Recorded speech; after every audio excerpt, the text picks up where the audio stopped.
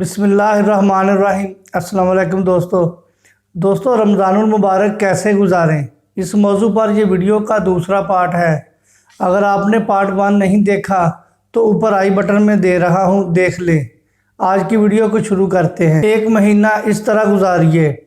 इन सब नफली नमाज़ों, नफली इबादत, आला ज़िक्र व अज़कार और तिलावत कुरान पाक से ज़्यादा मुक़द्दम एक और चीज़ है जिसकी तरफ तवज्जो नहीं दी जाती।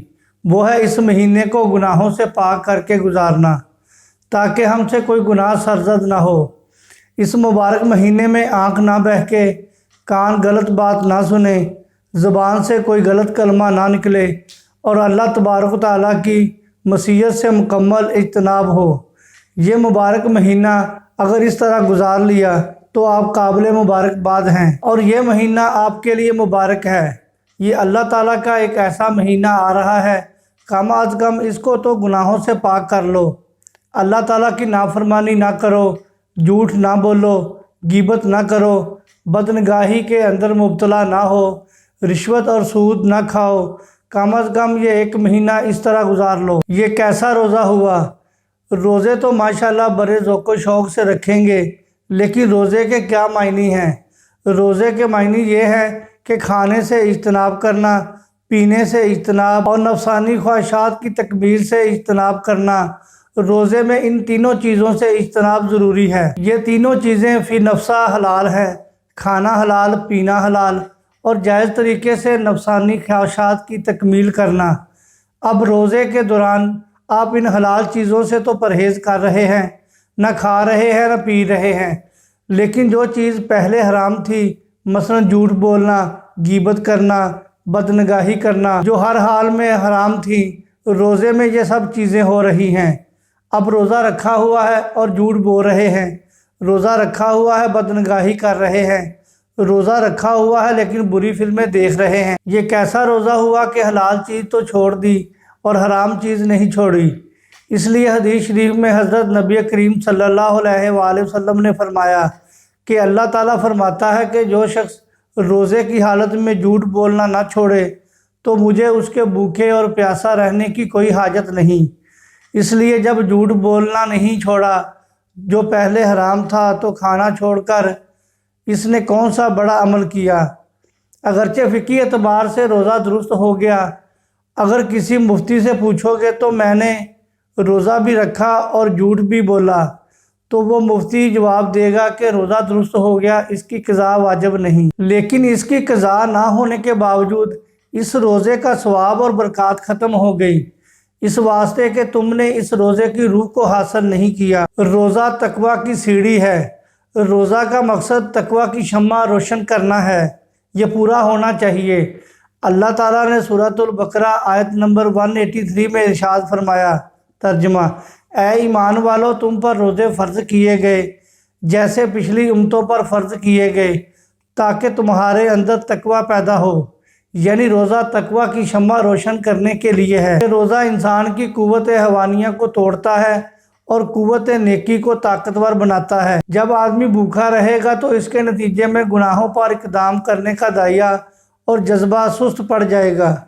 हज़रत मौलाना शाह अशरफ अली थानवी ने फरमाया कि सिर्फ कुव्वत भी तोड़ने की बात नहीं है, बल्कि बात दरअसल ये है कि आदमी सही तरीके से रोज़ा रखेगा तो ये रोज़ा ख़ुद तकवा की एक अजीम और शान सीढ़ी है।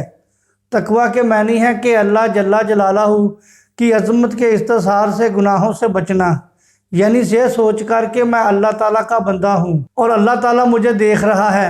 अल्लाह ताला के सामने हाज़िर होकर मुझे जवाब देना है और अल्लाह ताला के सामने पेश होना है।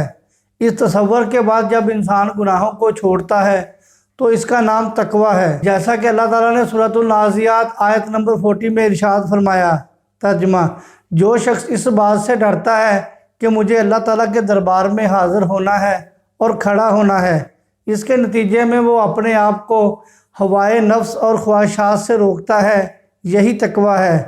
लिहाजा रोज़ा हसूल तकवा के लिए बेहतरीन ट्रेनिंग और बेहतरीन तरबियत है।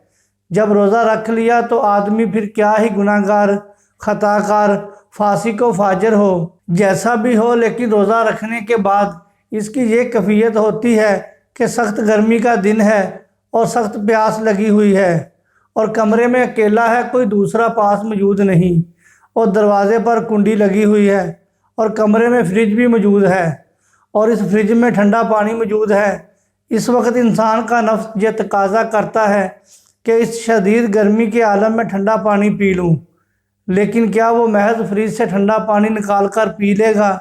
ہرگز نہیں پیے گا۔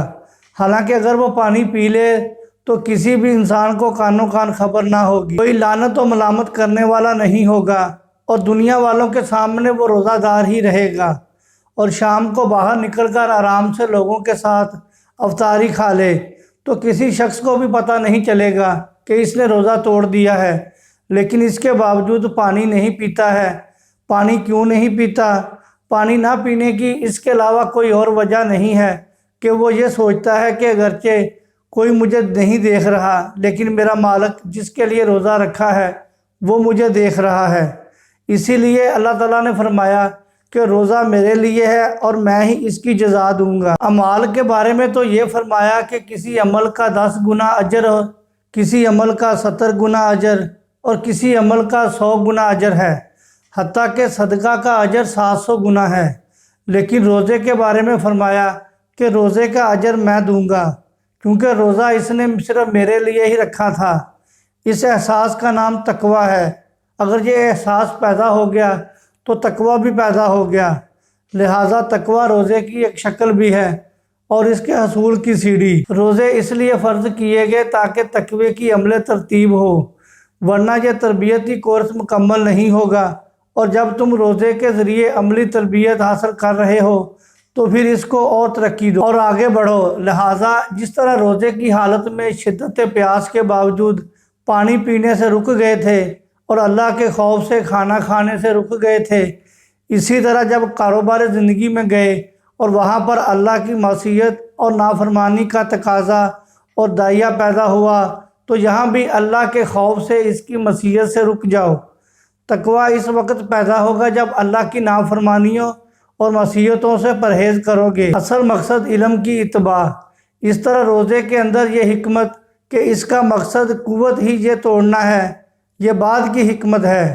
اصل مقصد یہ ہے کہ ان کے علم کی اتباع ہو، اور سارے دین کا مدار اللہ اور اللہ کے رسول صلی اللہ علیہ وآلہ وسلم کے حکم کی اتباع ہے۔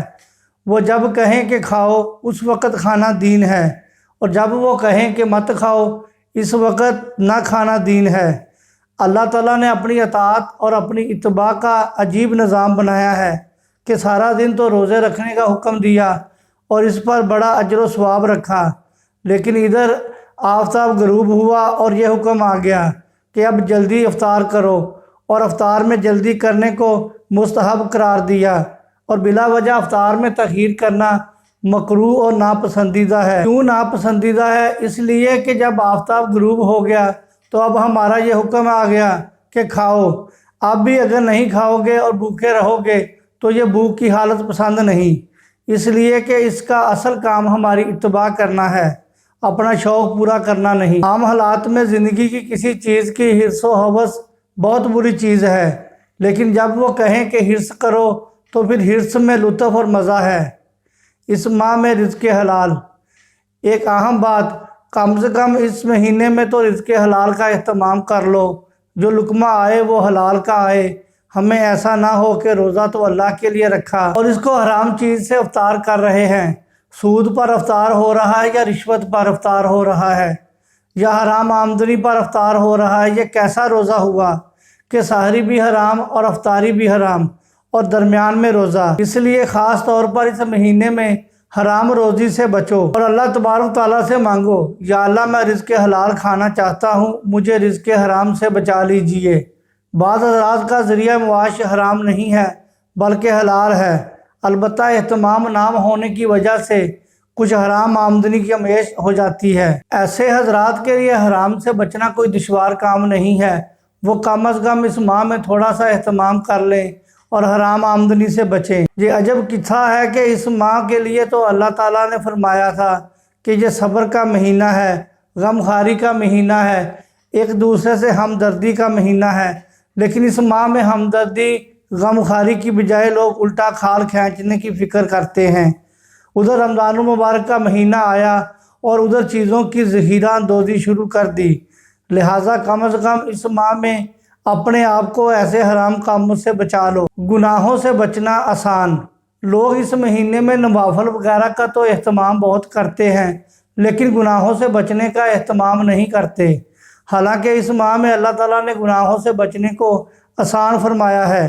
اس ماہ میں شیطان کو بیڑیاں پہنا دی جاتی ہیں، لہٰذا صرف روزہ رکھنے اور تراویح پڑھنے کی حد تک بات ختم نہیں ہوتی، بلکہ اس مہینے کا تقاضا یہ ہے کہ انسان اپنے آپ کو اس مہینے میں دوسرے کاموں سے فارغ کر لے۔ یہ مہینہ انسان کے لیے اس کی اصل مقصد تخلیق کی طرف لوٹنے کا مہینہ ہے۔ روزے میں غصے سے پرہیز۔ جس بات کا روزے سے خاص تعلق ہے وہ ہے غصے سے اجتناب اور پرہیز کرنا، لہٰذا غصہ اور غصے کی وجہ سے سرزد ہونے والے جرائم اور گناہ مثلا جھگڑا، مار پٹائی اور توت کار ہے، ان چیزوں سے پرہیز کا اہتمام کریں۔ حدیث شریف میں حضور صلی اللہ علیہ وآلہ وسلم نے یہاں تک فرمایا، یعنی اگر کوئی شخص تم سے جہالت اور لڑائی کی بات کرے تو تم کہہ دو کہ میرا روزہ ہے، میں لڑنے کے لیے تیار نہیں، نہ زبان سے لڑنے کے لیے اور نہ ہاتھ سے۔ اس سے پرہیز کریں، یہ سب بنیادی کام ہیں۔ رمضان میں نفلی عبادات زیادہ کریں۔ جہاں تک عبادات کا تعلق ہے، تمام مسلمان ماشاءاللہ جانتے ہیں کہ روزہ رکھنا، تراویح پڑھنا ضروری ہے، اور تلاوت قرآن کو چونکہ اس مہینے سے خاص مناسبت ہے، چنانچہ حضور نبی کریم صلی اللہ علیہ وآلہ وسلم رمضان کے مہینے میں حضرت جبرائیل علیہ السلام کے ساتھ پورے قرآن کا دور فرمایا کرتے تھے۔ اس لیے جتنا زیادہ ہو سکے اس مہینے میں تلاوت کریں، اور اس کے علاوہ چلتے پھرتے، اٹھتے بیٹھتے زبان سے اللہ کا ذکر کریں، اور تیسرا کلمہ اور درود شریف اور استغفار کا چلتے پھرتے اس کی کثرت سے اہتمام کریں، اور نوافل کی جتنی کثرت ہو سکے کریں۔ عام دنوں میں رات کو اٹھ کر تہجد کی نماز پڑھنے کا موقع نہیں ملتا، لیکن رمضان المبارک میں چونکہ انسان سحری کے لیے اٹھتا ہے، تھوڑا پہلے اٹھ جائے اور تہجد پڑھنے کا معمول بنا لے، اور اس ماہ میں نماز خضوع کے ساتھ اور باجماعت پڑھنے کا اہتمام کر لینا۔ یہ سب کام تو اس ماہ میں کرنے ہی چاہیے، یہ رمضان المبارک میں سے ہے، لیکن ان سب چیزوں سے زیادہ اہم گناہوں سے بچنے کی فکر ہے۔ اللہ تعالی ہم سب کو ان باتوں پر عمل کرنے کی توفیق عطا فرمائے، اور رمضان المبارک کے انوار و برکات سے صحیح طور پر مستفید ہونے کی توفیق عطا فرمائے۔ آمین۔ السلام علیکم ورحمۃ اللہ وبرکاتہ۔